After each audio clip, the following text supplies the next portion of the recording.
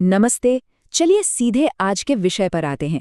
आज हम होर्मुज़ जल डमरू मध्य यानी स्ट्रेट ऑफ होर्मुज़ की बात कर रहे हैं। ये एक ऐसी जगह है जो खैर सच कहें तो दुनिया की अर्थव्यवस्था को चलाती है, लेकिन इसके भीतर एक पूरी छिपी हुई दुनिया है जो जियोपॉलिटिक्स की गहमा गहमी से बहुत अलग और बेहद खूबसूरत है। आमतौर पर जब भी हम इस जगह के बारे में सुनते हैं तो दिमाग में क्या आता है? मिसाइलें, तेल के टैंकर, मिलिट्री सर्वेलेंस, राइट? मतलब एकदम हाई टेंशन वाला माहौल। लेकिन जरा रुकिए, ये पूरी तस्वीर नहीं है। इसके ठीक समानांतर एक और दुनिया बसती है, प्राचीन किले, सतरंगी घाटियां और नमक की रहस्यमयी गुफाओं की। आज हम इसी बैलेंस को समझने वाले हैं। तो सबसे पहले बात करते हैं इसके सबसे बड़े पहलू की, यानी इसके अर्थशास्त्र और इस जलमार्ग के गणित की। जरा इस आंकड़े पर गौर कीजिए। दुनिया भर में जितना भी तेल इस्तेमाल होता है उसका पूरे 21%, जी हाँ 21%, और दुनिया की लगभग 20% लिक्विफाइड नेचुरल गैस इसी एक छोटे से रास्ते से होकर गुजरती है। और पता है, यहाँ से निकलने वाले कच्चे तेल का 70% से भी ज्यादा हिस्सा सीधे एशियाई देशों की अर्थव्यवस्थाओं की प्यास बुझाता है। ये सच में एक ग्लोबल चोक पॉइंट है। अब जो बात इसे और भी दिलचस्प या कहें खतरनाक बनाती है वो है इसकी चौड़ाई। वैसे तो ये अपने सबसे संकरे पॉइंट पर करीब 33 किलोमीटर चौड़ा है, लेकिन बड़े बड़े जहाज़ों के काम की जो शिपिंग लेन है ना, वो दोनों तरफ सिर्फ 3-3 किलोमीटर ही चौड़ी है। सोचिए, दुनिया भर का इतना बड़ा व्यापार और रास्ता सिर्फ 3 किलोमीटर का। लिटरली ये धरती की सबसे संवेदनशील जगहों में से एक है। और जहां इतना पैसा और पावर इतने संकरे रास्ते से गुजरे, वहां का भूगोल अपने आप में एक बहुत बड़ा भू राजनीतिक हथियार बन ही जाता है। इसे ऐसे समझिए कि ये एक तरह का हाई सिक्योरिटी जोन बन गया है।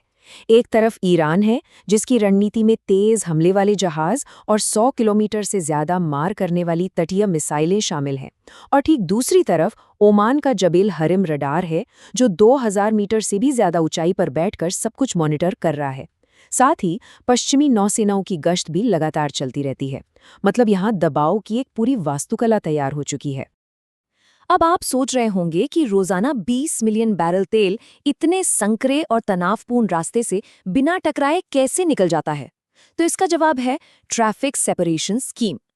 ओमान उसी ऊंचे जेबल हरिम पर्वत से जहाजों के लिए एक बेहद सख्त ट्रैफिक सिस्टम चलाता है। जैसे सड़क पर लेन ड्राइविंग होती है ना, बिल्कुल वैसे ही। ये सुनिश्चित करता है कि सब कुछ एक अनुशासित कतार में शांति से चलता रहे। खैर, इन रेडार स्क्रीन और मिलिट्री टेंशन से थोड़ा बाहर निकलते हैं। अगर हम पास ही कैशिम द्वीप पर कदम रखें तो ये सारा तनाव एक बहुत ही प्राचीन और शांत लय में बदल जाता है। इस द्वीप का इतिहास सच में कमाल का है। लाखों साल पुरानी नमक की संरचनाएं, जिन्हें अब यूनेस्को जियोपार्क का दर्जा मिला हुआ है। 16वीं सदी में लाल मिट्टी से बना पुर्तगाली किला और आज के समय की यूनेस्को द्वारा मान्यता प्राप्त समुद्री परंपराएं। मतलब यहाँ का इतिहास पत्थरों और लकड़ियों में बहुत ही खूबसूरती से दर्ज है। और इन परंपराओं में सबसे खास हैं लेंज नावें। ये लकड़ी के पारंपरिक जहाज होते हैं जो 30 मीटर से भी बड़े हो सकते हैं। सबसे हैरानी की बात क्या है पता है? इन्हें बनाने वाले कारीगर किसी भी आधुनिक ब्लूप्रिंट या नक्शे का इस्तेमाल नहीं करते। वे सिर्फ अपने हाथों से और पीढ़ियों से चले आ रहे ज्ञान से इन विशाल जहाज़ों को आकार देते हैं। ये अपने आप में एक अद्भुत कला है। उसी के पास वॉफ्ट के पुराने बंदरगाह में छतों के ऊपर आपको कुछ बहुत ही अनोखे ढांचे दिखेंगे। इन्हें विंड कैचर कहते हैं। आज के एयर कंडीशनर भूल जाइए, सदियों पहले वहां के लोगों ने इस भीषण गर्मी से बचने का ये शानदार तरीका निकाल लिया था। धूप में पकी मिट्टी के ये पतले टावर समुद्र की ठंडी हवा को खींचकर कमरों को ठंडा रखते हैं। ये इंसान और प्रकृति के तालमेल की एक बेहतरीन मिसाल है।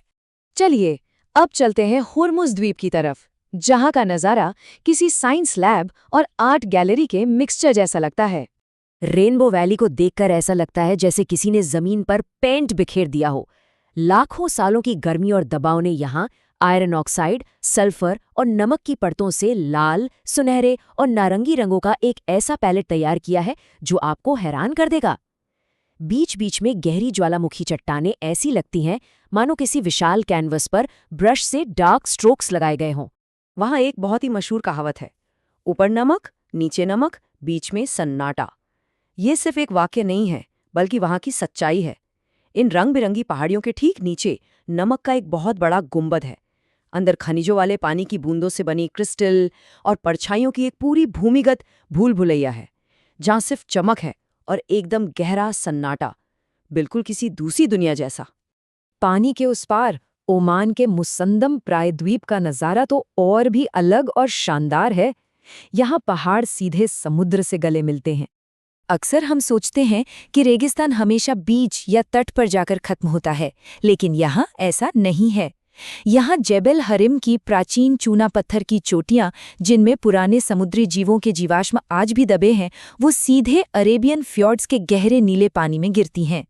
ये गहरा नीला पानी और ऊंचे पहाड़ों का कॉन्ट्रास्ट सच में आंखों को सुकून देता है। देखने में ये चट्टानें बहुत रूखी और कठोर लगती हैं, है ना? लेकिन आपको जानकर हैरानी होगी कि इन पत्थरों के बीच पनपी थोड़ी सी मिट्टी में भी एक पूरा इकोसिस्टम धड़कता है। वहाँ फुर्तीले अरेबियन तहर और रेगिस्तानी लोमड़ियां शिकार करती हैं। आसमान में मिस्र के गिद्ध और केस्ट्रेल मंडराते हैं। इतनी मुश्किल परिस्थितियों में भी जीवन कैसे रास्ता निकाल लेता है, ये उसका एक जीता जागता सबूत है। और सिर्फ जानवर ही नहीं, इस ऊबड़-खाबड़ भूगोल ने इंसानी विरासत को भी बहुत सहेज कर रखा है। जैसे कि कुम्जा गांव, जहां पहुंचने का सिर्फ एक ही रास्ता है, नाव। और वहां जो भाषा बोली जाती है, कुम्जारी, वो फारसी, अरबी और कई पुरानी बोलियों का एक बहुत ही दुर्लभ मिक्सचर है। सदियों के समुद्री व्यापार ने इस भाषा को जन्म दिया और इन पहाड़ों ने आज तक इसे बचाकर रखा है। तो जैसे जैसे हम आज की इस चर्चा के अंत पर पहुंचते हैं, एक बहुत ही गहरा सवाल जहन में आता है। आने वाली पीढ़ियां हुर्मुज़ जल डमरू मध्य को किस तरह याद रखेंगी? क्या इसे सिर्फ तेल, रडार और भू राजनीतिक तनाव के एक संकरे रास्ते के रूप में देखा जाएगा, या फिर इसकी पहचान उस अद्भुत भूविज्ञान, रंगीन घाटियों और उन लचीली संस्कृतियों से होगी जो सदियों से इस किनारे पर फल फूल रही हैं? ये विरोधाभास सच में सोचने पर मजबूर करता है। हमारे साथ जुड़ने के लिए बहुत बहुत धन्यवाद।